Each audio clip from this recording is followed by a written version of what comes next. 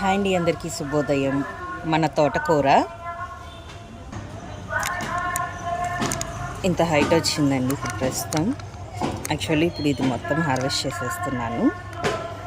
ఇలా కింద వరకు కట్ చేసేస్తున్నాను నేను.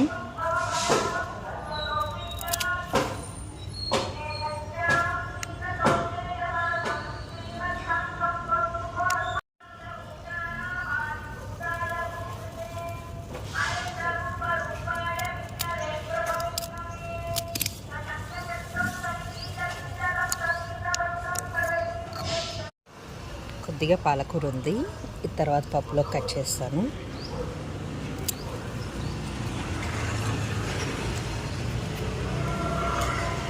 ఆకు కొంచెం స్పాయిల్ అయిపోయిందండి. ఇట్లా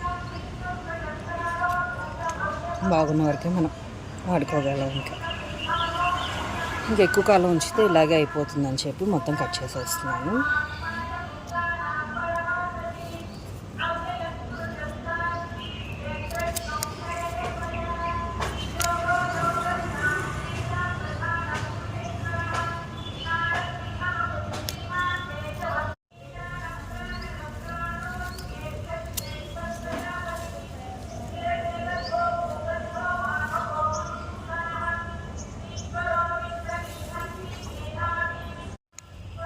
ఇదండి మన తోటకూర మొత్తం హార్వెస్ట్ చేసేసిన తర్వాత ఇలా తీసాం.